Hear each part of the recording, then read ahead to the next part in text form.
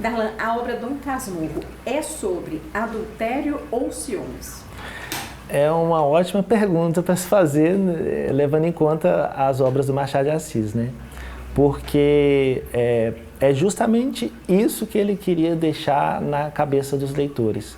Essa dúvida, essa interrogação, porque, na verdade, a narrativa que é construída dentro da obra é que faz com que a gente pense, é adultério ou é sobre traição ou ciúme? Né? Na verdade, o leitor vai interpretar da forma que ele achar mais conveniente, de acordo com o seu terreno de significações, né? O que ele tem dentro dele. Então, alguns vão acreditar que a Capitu foi adúltera, outros vão acreditar que o Bento Santiago ele era excessivamente ciumento e que por causa disso ele gerou na cabeça dele essa dúvida toda e acabou acreditando, tendo certeza disso, né, num lapso de memória ali, numa confusão de memória. E o Machado de Assis, a minha tese é que o Machado de Assis, ele propositalmente, ele constrói essa narrativa gerando essa dúvida mesmo. E por isso que eu defendo no meu livro isso, né? A construção da narrativa é toda voltada para que o leitor ele fique na dúvida mesmo, de fato, né? Alguns vão ver indícios na obra da traição, do adultério, outros vão ver indícios de que não houve traição e que ele era excessivamente ciumento. Quais são as principais obras que giram em torno de ciúmes e como são retratadas por Machado de Assis? Então, igual a gente já estava conversando aqui, existem duas obras que o Machado de Assis retrata mais fortemente, 2 romances. Ele escreveu 9 romances, sendo que o primeiro dele, chamado Ressurreição, é um romance em que ele aborda a questão do ciúme de forma muito, muito incisiva mesmo, né?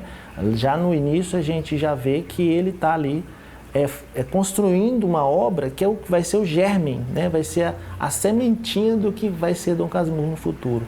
Só que a Ressurreição é diferente de Dom Casmurro, porque a Ressurreição é uma obra fechada, no sentido de que existe até um filósofo que a gente usou a filosofia dele para defender a nossa tese, chamado Mikhail Bakhtin, que ele fala em romances monológicos, romances dialógicos e polifônicos, né?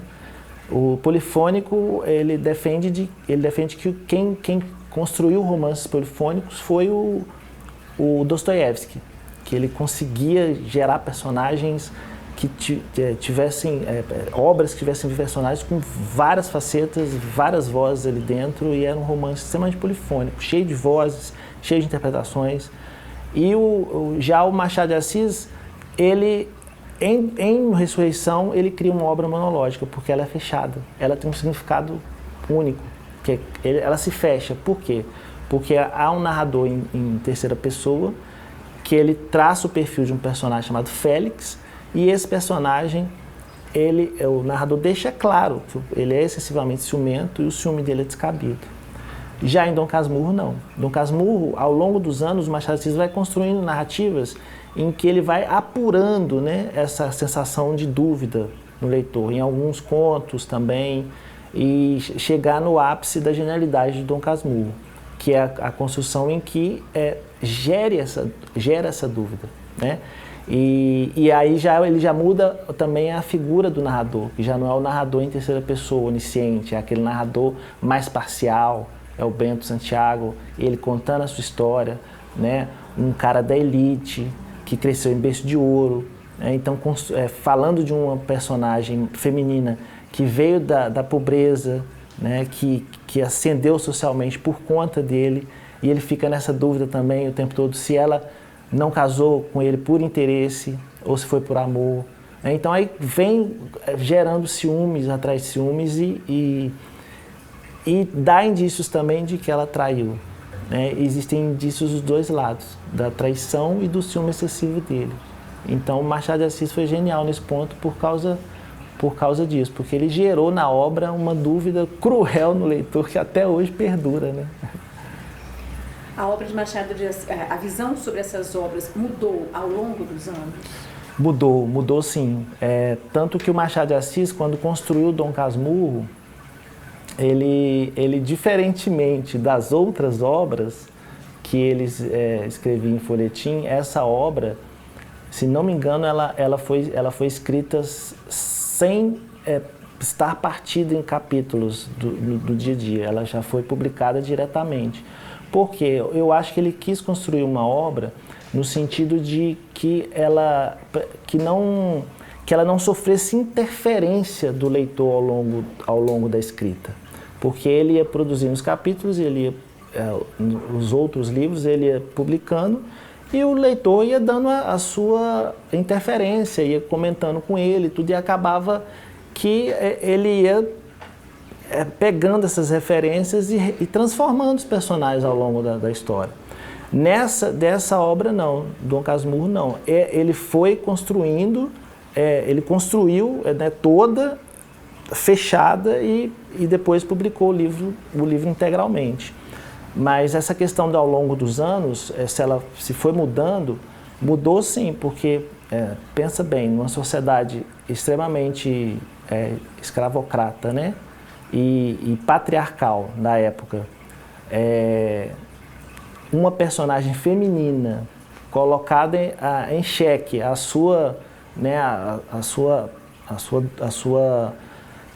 o seu caráter, né? Quem vai acreditar em quem, né? Nessa personagem feminina que era pobre ou no personagem que era rico, de classe média? Podemos dizer até que era rico, porque a mãe dele tinha herança, né?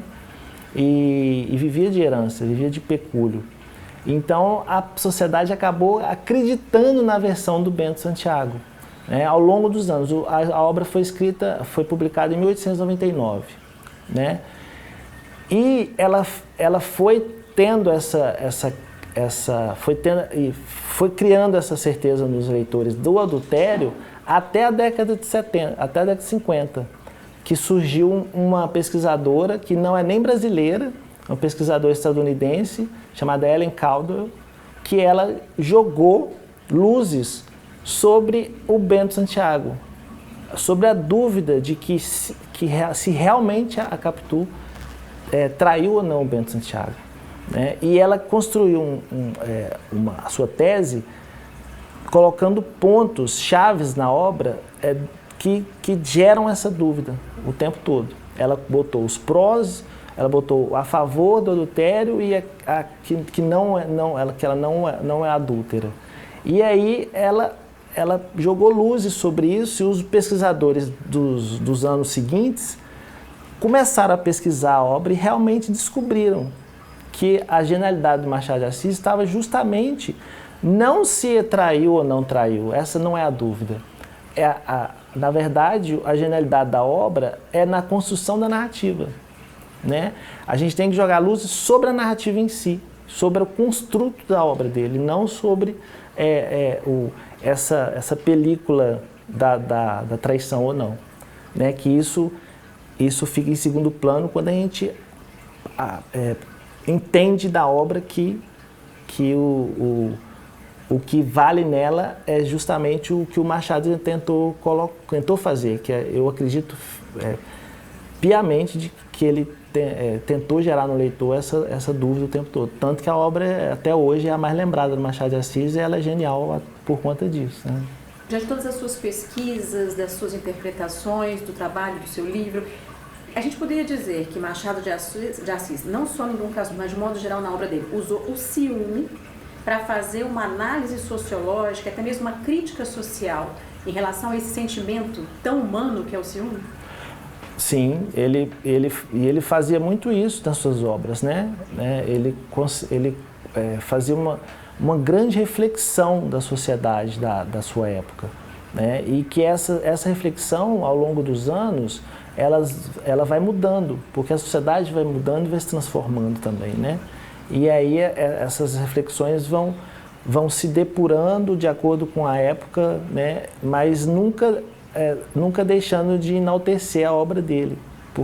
Por isso que é interessante, porque ele consegue construir histórias que são atemporais, que vem do sentimento, vem da essência do ser humano, e não da época em que foi escrita. Né? É lógico que na época, quando ele constrói, não existiam carros, não existiam as charretes, as carruagens, mas ele tratava da essência do ser humano e dos sentimentos, como ciúme, inveja, a posse, a gula. Então, assim, é bem interessante nesse sentido.